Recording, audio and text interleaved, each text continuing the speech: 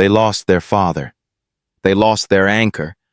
And then a man walked in, not to fix them, but to stay. He didn't bring a plan. He brought presence. And the moment you see what happened in that driveway, you'll never forget him.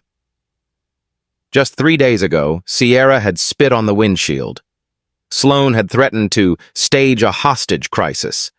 Scarlett had hacked the garage door to trap the SUV inside, and Sienna had burst into tears without a word being spoken. It was their usual welcome gift, a chaotic ambush that had sent 5 professional drivers running in 6 weeks. Driver number 5 had quit with his hand shaking, tossing the keys onto the granite kitchen counter. "I've driven in presidential motorcades and through war zones," he'd muttered. "But these girls? You're on your own, lady." Shante hadn't blamed him. She didn't blame any of them. It wasn't that her girls were bad. They were angry. They were hurting. They were 10-year-olds who had lost their father in the kind of accident that no bedtime story could undo. And since the crash, no adult, not a single one, had lasted long enough to care. Until this man. He wasn't giving orders. He wasn't bribing them. He was kneeling beside them, sponge in hand, laughing at something Scarlett had said and gently correcting Sienna's grip on the hose. The moment was quiet. Real. Somehow, sacred. Shante felt something she hadn't allowed herself in months. Hope. And confusion. Who was this man? And how the hell had he done in 3 days what no one else could do in 3 months? 6 weeks earlier, Shante had sworn she was done hiring anyone, especially drivers, especially men. Then a resume appeared on her assistant's desk, one that shouldn't have stood out but somehow did. And that's when she first heard the name Seth Turner. She had no idea then that the man behind that resume wouldn't just drive her children. He'd drive them out of grief, out of fear, and straight into something no one dared to believe in anymore. Family. Before we begin, click subscribe, like the video, and tell me where you're watching from. Your support helps us to bring more interesting stories like this, and you don't want to miss it. Now, let's begin. It was a Wednesday, the kind that dripped with exhaustion and emails. Shante was on her 3rd espresso by noon, running a board call in one ear and a meltdown in the other.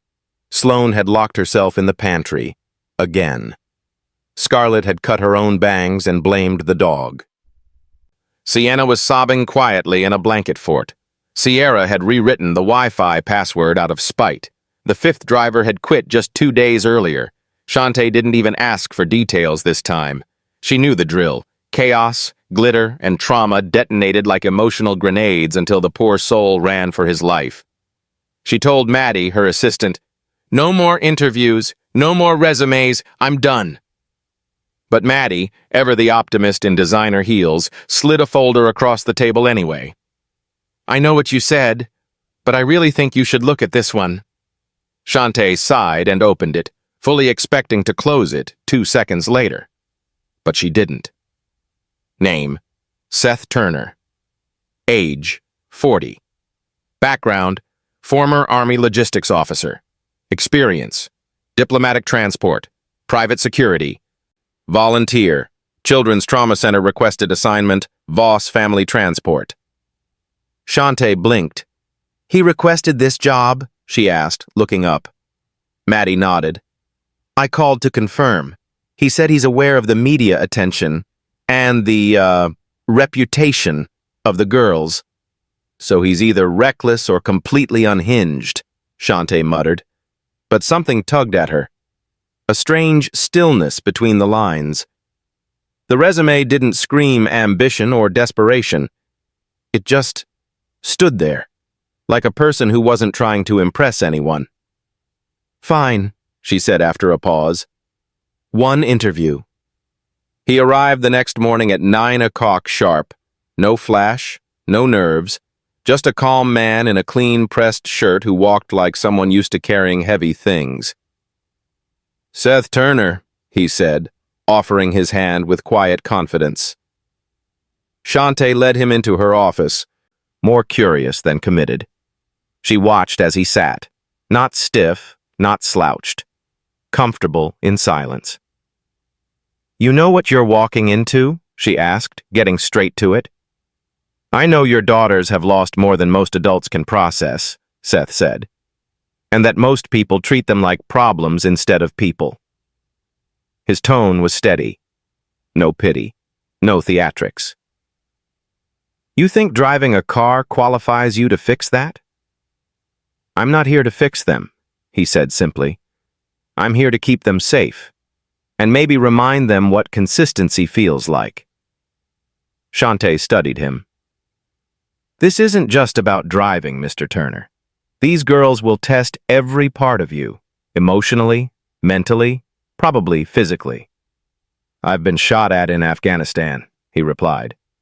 "This feels more important." She raised a brow. "Why?" "What makes this job worth it?" He leaned forward just slightly, like he wasn't delivering a line but sharing a truth.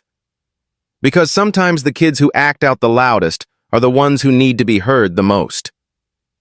For the first time in months, Shante didn't have a follow-up question. She hired him on the spot, didn't offer a tour, didn't sugarcoat the challenges, didn't tell the girls. She simply left the keys on the entryway table and told Maddie, "Give it 3 days. He'll quit by Friday." She didn't know she'd already been proven wrong, and she certainly didn't know that the man she'd just hired wasn't here for a paycheck. He was here for a purpose. And by the end of the week, the girls wouldn't be the only ones whose world started to change. At exactly 6:59 a.m., the Voss mansion's driveway was quiet. Too quiet. The kind of stillness that only existed in the brief seconds before a storm. Seth Turner pulled the black Range Rover into position like it was a military op. Engine humming low. Doors locked. Mirrors adjusted. He sat for a moment, hands resting gently on the wheel, scanning the estate like a battlefield recon. He knew he wasn't just there to drive. He was entering enemy territory. 6:59 a.m. Engine off. Deep breath in. 7 o'clock a.m. The front door creaked open. 7:01 a.m. A shoe flew through the air. It bounced off the windshield with a dull thump. Seth didn't flinch. He looked up calmly. Sierra. Expression blank. Arms crossed. Barefoot. Ready to strike again. "She's here," he muttered under his breath, making mental notes like a soldier logging enemy movement. 7:02 a.m. The garage door groaned and slammed shut, hard. Seth turned to find Scarlett smirking in the shadows, iPad in hand. "Oops," she said sweetly. "Remote app malfunction." Seth just nodded. "I see." 7:04 a.m. Glitter. Not a sprinkle. Not a spill. An entire bag detonated across the passenger seat like a homemade glitter grenade. Sloane stood nearby, arms out like a magician revealing her masterpiece. "For ambiance," she said, as if she were curating an art exhibit. Seth looked at the twinkling explosion coating the leather upholstery. "I've seen worse," he said casually. "Yeah?" Sloane challenged. "Like what?" "Someone once tried to rig a birthday cake with fireworks in the back of a Humvee." She blinked. "I was 12, he added. "Didn't end well for the cake." 7:07 a.m. Sienna stood silently by the front door, trembling. No antics, no rebellion, just tears. She was shaking so hard her juice box slipped from her hands and splattered on the tile. She gasped like it was a mortal sin. Seth met her eyes, really met them, and knelt. "No worries," he said softly. "We've all had rough mornings." Sienna didn't reply, but she didn't run either. By 7:10, all 4 girls had launched their attacks, verbal, digital, emotional. Seth hadn't raised his voice once, hadn't threatened, hadn't pleaded.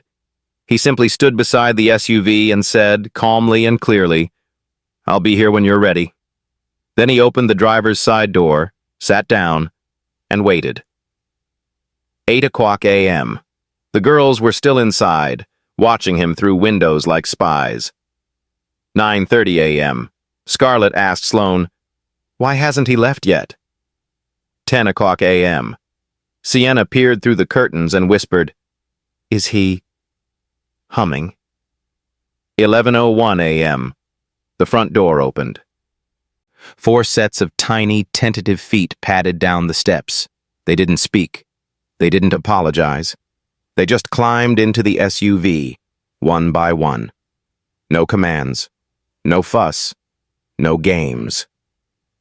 Seth turned to face them in the rearview mirror.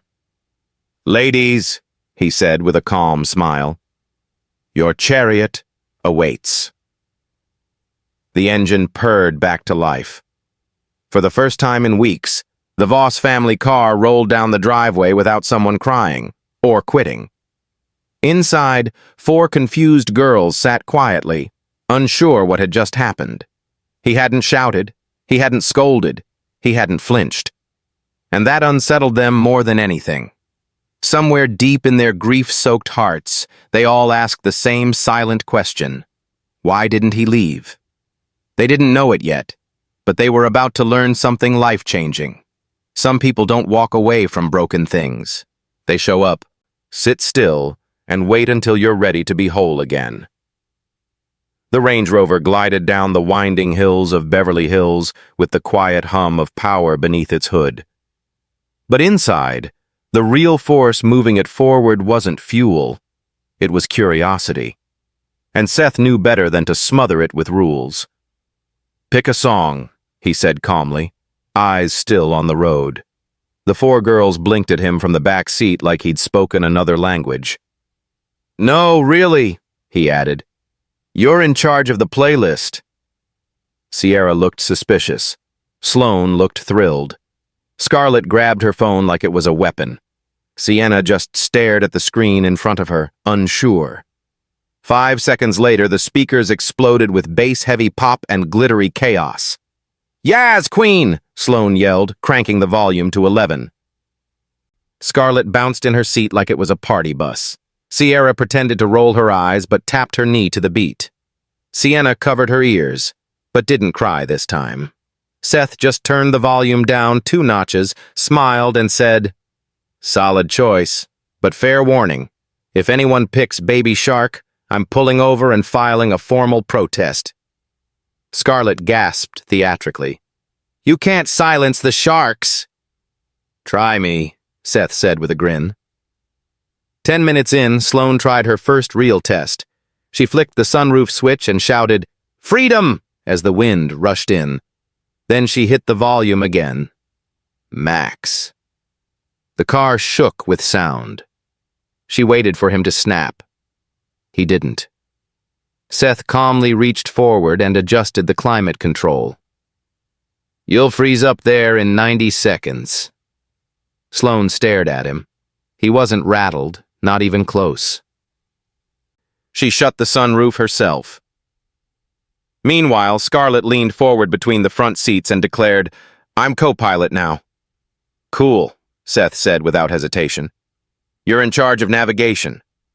Think you can guide us home?" She blinked. "Wait, for real?" Seth nodded. "Everyone needs a good right hand." Scarlett stared at the GPS like it was a test, then sat a little straighter. Sierra glanced sideways at her sister, curious. Sienna giggled softly. For 20 silent miles, Seth didn't ask anything of them. No lectures, no inspirational speeches, just space.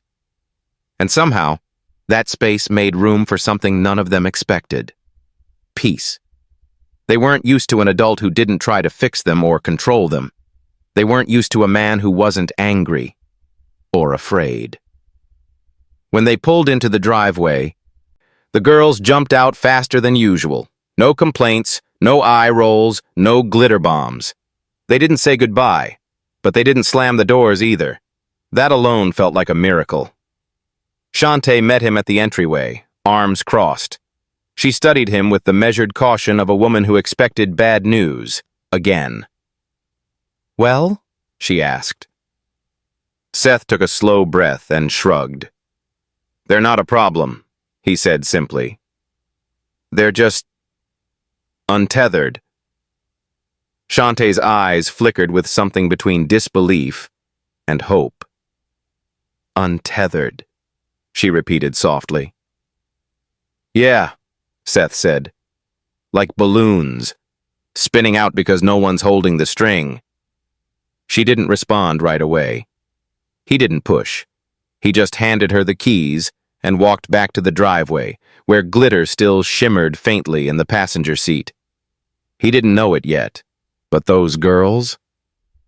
They'd start waking up early just to see if he really came back, and he would, every single day.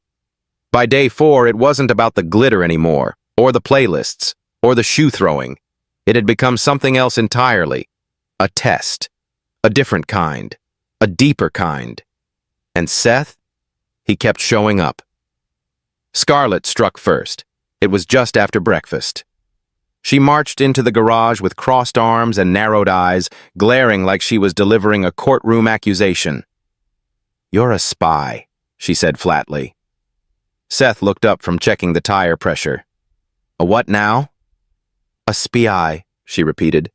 My mom said she didn't tell you about our security system, but you still knew where the blind camera spot was on the north gate. Explain yourself, Turner. Seth wiped his hands on a rag, calm as ever. Well, I wasn't spying, he said. But I was trained to notice vulnerabilities. Military habit. Scarlett studied him like a prosecutor. So you were in the army and you worked with diplomats? I've had a few jobs, he replied. None of them involved sneaking around 10-year-olds. She didn't smile, but she didn't press further either. She walked away without a word, and peeked at him again through the side mirror 5 minutes later. Then came Sloane. Day 5, morning drive. Everything was fine, until Seth adjusted the mirror and caught her watching him with a strange expression. What? He asked gently. She stared hard at him, arms tight around her chest. You're not gonna stay, she said. Not a question. A dare. Why's that? Sloane's eyes were bright with unshed tears. Because dads don't come back. That's the rule. Seth's hands paused on the wheel. I'm not your dad, he said quietly. I know, she snapped, voice cracking. But that doesn't change the rule. He didn't respond right away. Then he said, Some rules need breaking. Sloane turned away. She didn't speak again for the rest of the ride, but she didn't cry either. Sierra made her rebellion silent. Every day, she got in the car and refused to speak. No eye contact, no answers, just a wall. Seth never forced a word, never asked why. But he still greeted her every morning the same way. Morning, Sierra. Seat's waiting on you. And every afternoon, see you tomorrow. Every single day. Then there was Sienna. Day 6. She made it halfway down the driveway before doubling over and throwing up in the flower bed. Panic rippled through the others. But Seth didn't yell, didn't freak out, didn't wave for help. He just knelt beside her, offered a bottle of water, and sat in the grass until her breathing slowed. You're okay, he said softly. I've cleaned up worse in army barracks. Sienna's fingers trembled as she took the bottle. She nodded. Just once. But it meant everything. That night, the girls whispered in their shared bedroom. Scarlett under her blanket. He's still here. Sierra from her corner. He said he'd stay. Sloane. They all said that.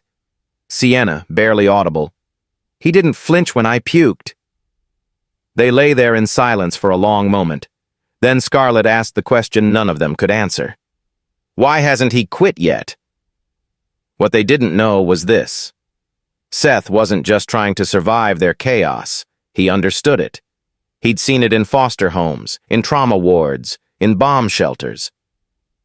He recognized what it looked like when children were building walls to see who would bother climbing them.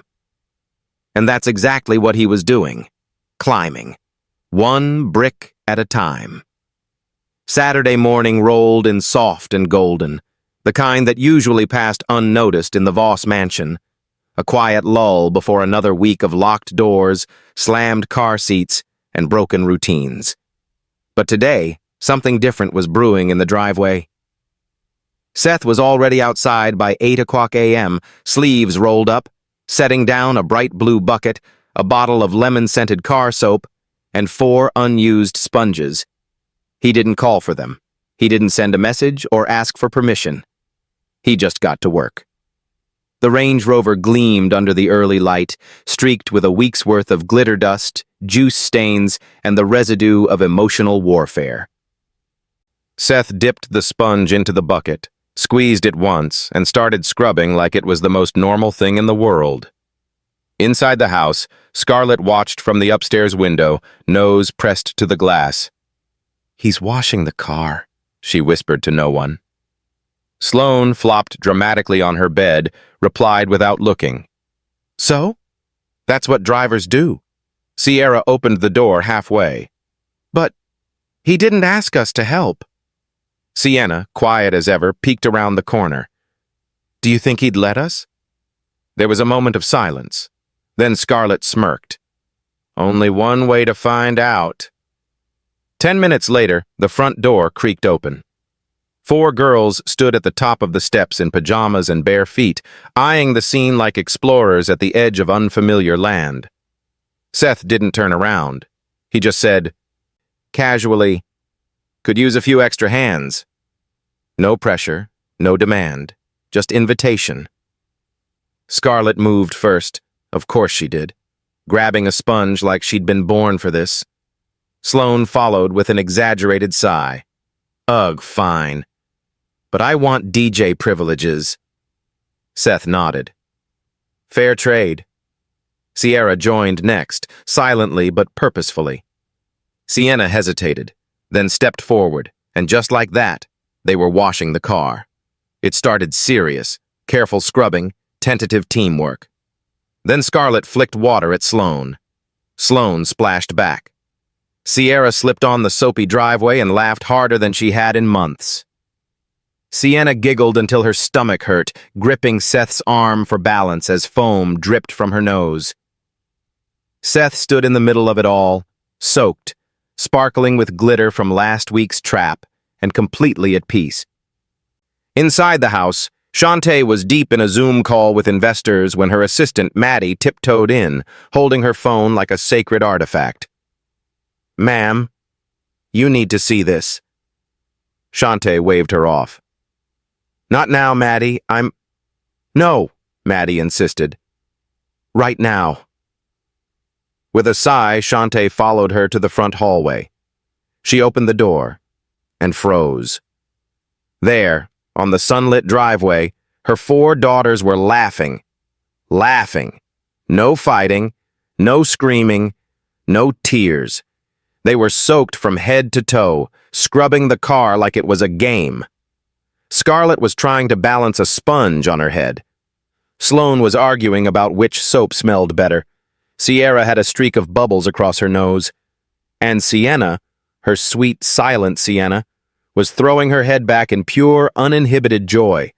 And right there with them was Seth, kneeling, smiling. Saying nothing, just being there.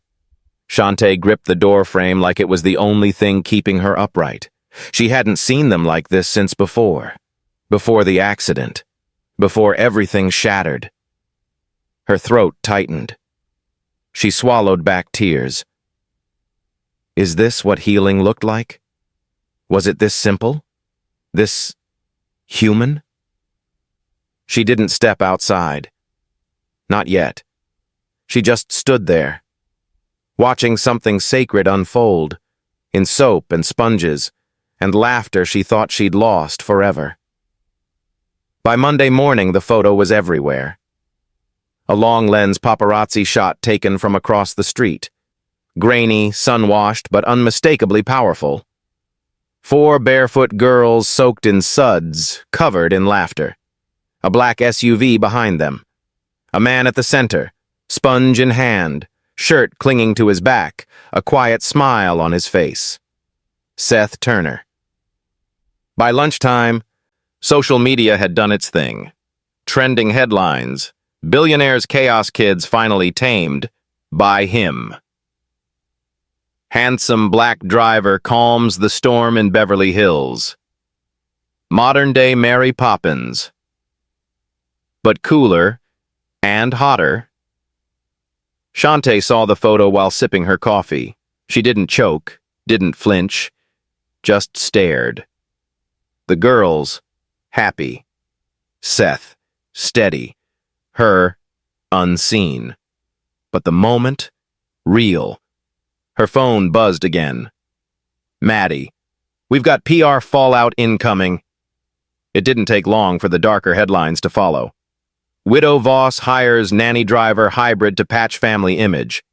Is Shante Voss exploiting trauma for sympathy? From helicopter crash to Hollywood cleanup, the Voss story gets a hero. There were interviews with former staff, leaks from anonymous sources. Everyone suddenly had something to say about her children, her grief, and Seth. And still, he stayed. That afternoon, Shante found Seth in the garage, wiping down the SUV like it hadn't just become the most famous car in California. She held out her phone. "You're officially viral." He glanced at the screen, then back to the sponge in his hand.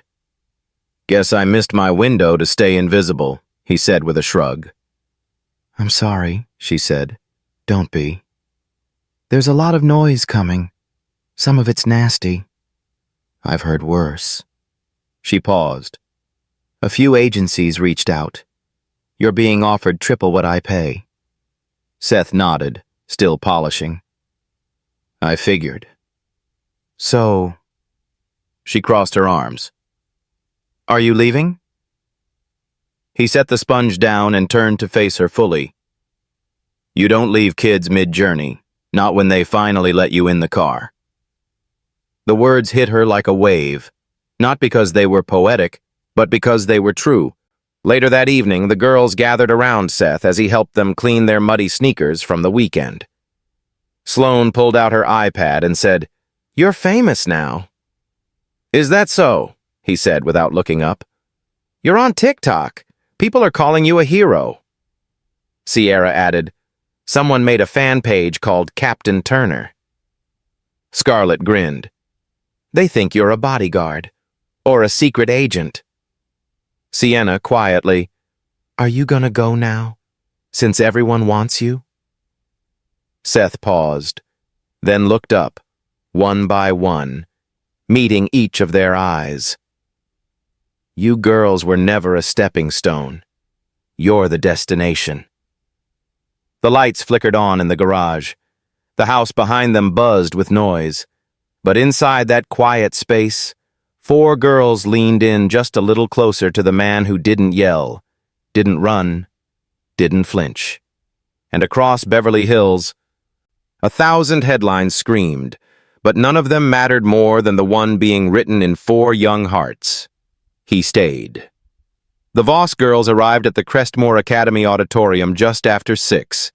They were dressed to perfection, matching dresses in soft champagne tulle, curls pinned back, shoes polished until they sparkled under the string lights. But their eyes didn't sparkle. Not tonight.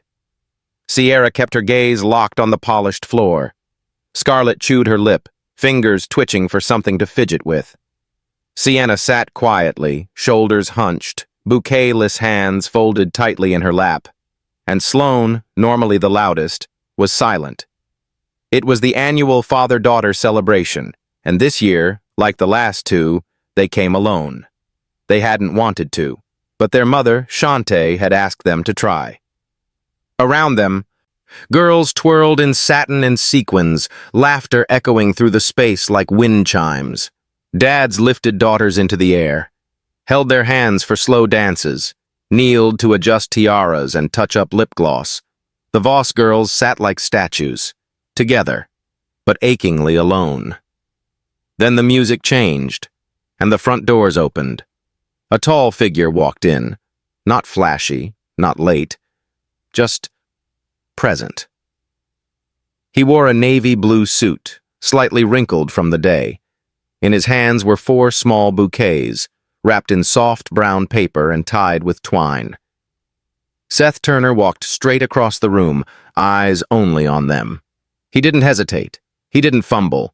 He just knelt beside their table and held out the flowers one by one. "You clean up, okay?" Scarlett whispered with a smirk, her fingers already reaching for the bouquet. Seth smiled. "I do all right." Sierra blinked fast. "Why'd you come?" Seth looked at each of them. "Because someone told me this was important, and when something's important to the people you care about, you show up." Sienna sniffed. "Even if you're not their dad?" Seth didn't flinch. "I'm not trying to be anyone I'm not. I'm just someone who doesn't like to see you sitting alone." They didn't say anything after that. They didn't need to.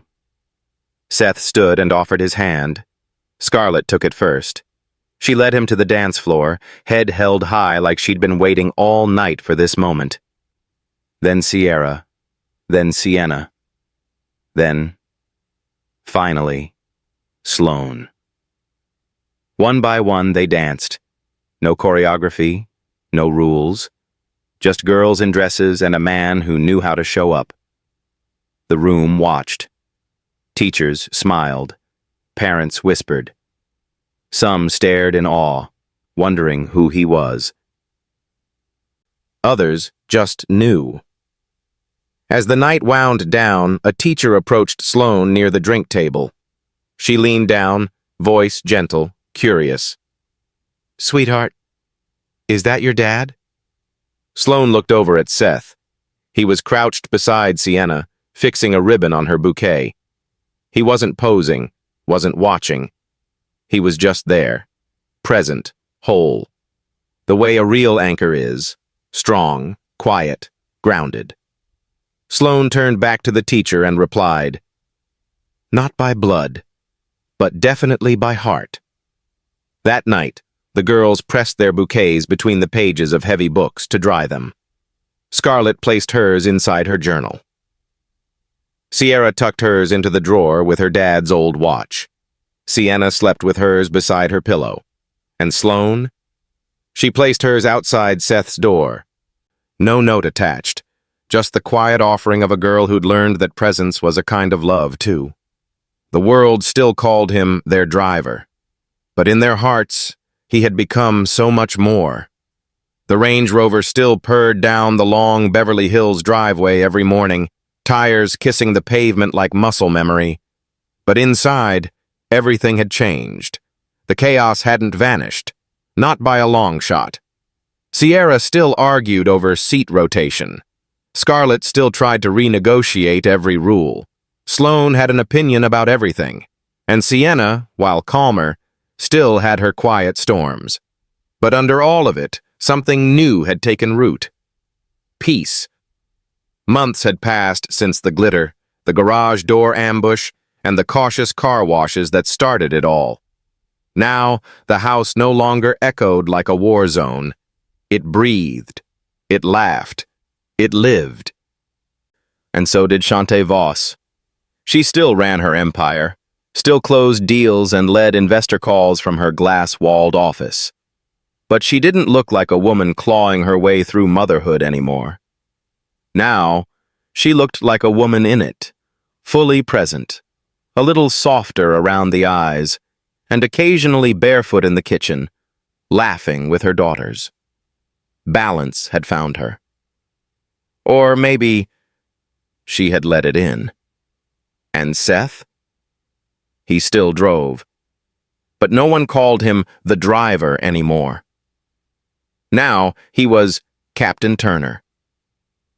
On school mornings, he was the one who smoothed Sierra's hair before presentations. He slipped sticky notes into Scarlett's lunchbox with random tool facts. Did you know a Phillips head was named after a guy named Henry? He helped Sienna build a calm box, filled with lavender oil, soft stones, and quiet songs. He was the first name they called when a project went wrong. A shoe was missing, or a nightmare woke them up. He read bedtime stories in 3 different voices. He taught Scarlett how to change a tire. He let Sloane pick the music, even when it gave him a headache. And he showed up. Every single time. Every Sunday morning, rain or shine, they washed the car together. No one told them to. It had just become their thing. They lined up the soap and the sponges. They bickered over water hoses. They turned the radio on, loud. But not once did they see it as a chore. Because it wasn't about the car. It was about what had been built inside it. That Sunday, as they rinsed down the bumper and wiped the windows clean, Shante leaned against the doorframe and watched. Sierra laughed as Sienna accidentally sprayed Seth in the face. Scarlett had soap bubbles in her hair and was trying to convince everyone she was starting a detailing business. Sloane was filming a fake documentary on her phone. Seth, dripping, smiling, grounded, stood at the center of it all. Not commanding, just belonging. Shante felt her chest swell, not with pride, but with something she hadn't allowed herself to feel in years. Peace. And maybe love. The girls didn't need fixing. They had needed presence, patience, someone to hold the space without pushing, someone who didn't walk away when things got messy. They didn't heal because of a therapist's clipboard or a super nanny's playbook. They healed because one man chose to sit in their storm, quietly, gently, and waited until they were ready to ride. That evening, as the sun dipped low and the last sponge was wrung out, Seth opened the passenger door for Sienna, who climbed in, still wet, still giggling. Sierra slid into the front seat. "Where to, Captain?" she asked. Seth smiled, adjusted the mirror, and turned the key. "Home," he said. "Let's go home." Thank you for watching to the end. I believe you enjoyed it. We have a lot of other interesting stories like this lined up for you already, so click the image showing on your screen to watch the next. Don't forget to subscribe.